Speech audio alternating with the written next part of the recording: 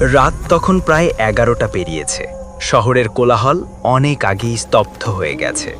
রাস্তার বাতিগুলো দূরদূরান্তে এক একটা করে জ্বলছে, যেন ঘুমন্ত শহরের অন্ধকারে জোনাকির মতো দপদপ করছে।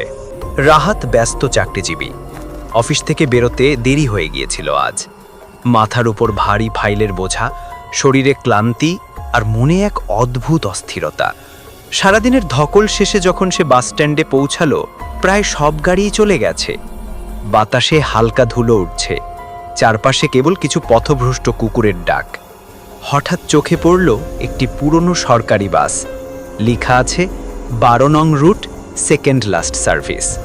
বাসে উঠেই রাহাত লক্ষ্য করল পুরো বাসে সে ছাড়া আর কেউ নেই। সামনে ড্রাইভার, তার পাশে কন্ডাক্টর, দুজনের মুখেই ক্লান্তির ছাপ। রাহাত জানালার পাশে বসল। বাসটা ধীরে ধীরে চলতে শুরু করল। বাইরে রাতের রাস্তা যেন আরও নীরব হয়ে গেল। প্রায় 10 মিনিট পর বাসটা শহরের প্রান্তে পৌঁছালো। রাস্তার পাশে দাঁড়িয়ে আছে এক মেয়ে, সাদা সালোয়ার কামিজ, মাথায় ওড়না, কিন্তু মুখটা দেখা যাচ্ছে না, চুলে ঢাকা। ড্রাইভার একটু থমকে গেল। এই রাতে কে দাঁড়িয়ে আছে? কন্ডাক্টর হালকা গলায় বলল।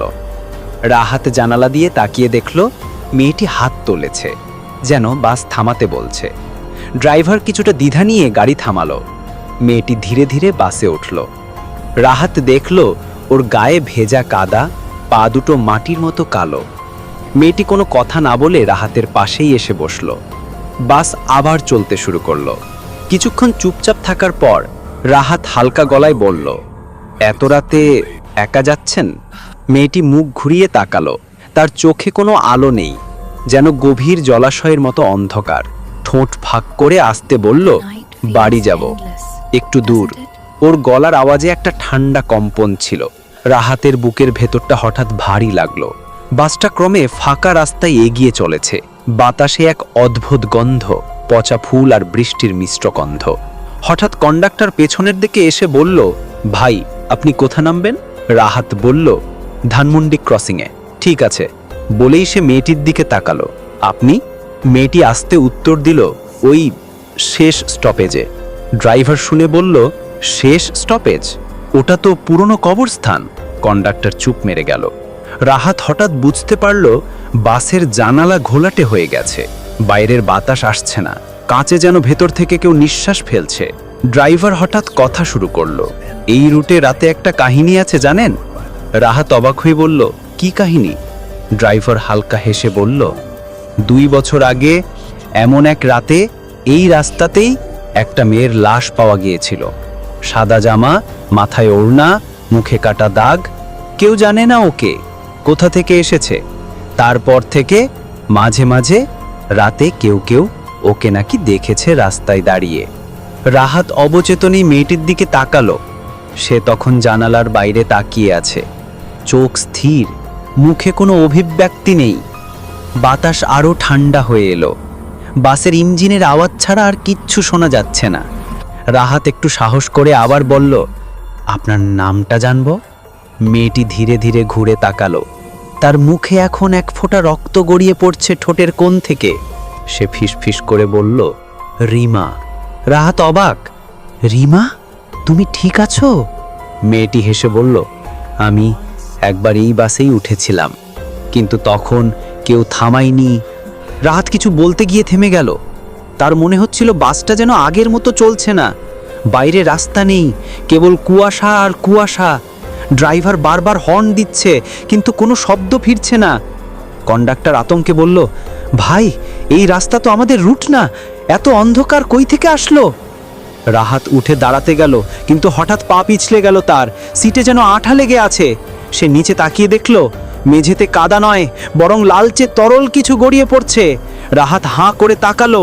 মেয়েটি তখন হাসছে। তার চোখের ভেতর এখন শুধু শূন্যতা। সে বলল, আমাকে নামতে হয়েছিল, সেদিন কেউ থামায়নি, তাই এবার তোমরা যাবে আমার সাথে। ড্রাইভার হঠাৎ ব্রেক মারল। বাসটা হড়কে থেমে গেল। বাইরে ঘন অন্ধকার, কোথাও কোনো আলো নেই। কন্ডাক্টর দরজা খুলে নামতে গিয়ে চিৎকার করে উঠল, ভাই এ তো কবরস্থান।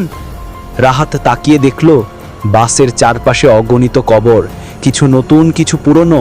মাটির নিচ থেকে হালকা ধোঁয়া উঠছে। ড্রাইভার দরজা বন্ধ করে দিল আতঙ্কে। মেয়েটি তখন ধীরে ধীরে দাঁড়ালো, মাথার ওড়না পড়ে গেল, গলার একপাশে গভীর কাটা দাগ। সে মৃদু হেসে বলল, এটাই আমার বাড়ি। তারপর সে এক পা করে বাসের সামনে এগোতে লাগলো। রাহাত বুঝতে পারছিল তার শরীর কাঁপছে, গলা শুকিয়ে যাচ্ছে। সে চিৎকার করতে চাইছে কিন্তু শব্দ বের হচ্ছে না। হঠাৎ সব আলো নিভে গেল। মুহূর্তের মধ্যে চারিদিক নিস্তব্ধ।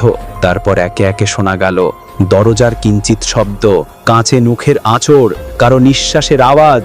ড্রাইভার ইঞ্জিন চালু করতে চাইল কিন্তু স্টার্ট নিচ্ছে না। কন্ডাক্টর হঠাৎ হু হু করে কাঁদতে লাগলো, ভাই আমরা বাঁচবো না। তখনই মেয়েটি ড্রাইভারের কাঁধে হাত রাখলো।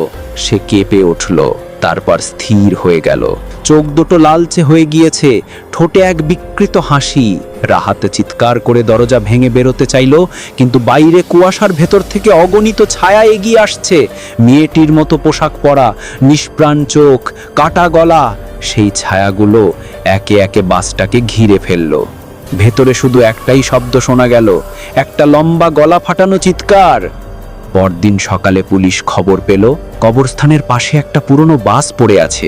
ভেতরে কেউ নেই, ড্রাইভার, কন্ডাক্টর আর এক যাত্রীর কোনো খোঁজ নেই। কিন্তু বাসের ভিতর মেঝেতে পাওয়া গেল 3 জোড়া জুতোর ছাপ, 2টি স্বাভাবিক আর একটি পুরো কাদা ও রক্তে মাখা। সবচেয়ে ভয়ঙ্কর ব্যাপারটা ছিল, জানালার কাঁচি স্পষ্ট দেখা যাচ্ছিল এক নারীর মুখ, ঠোঁটের কোণে হালকা হাসি নিয়ে তাকিয়ে আছে বাইরে, যেন এখনো অপেক্ষা করছে।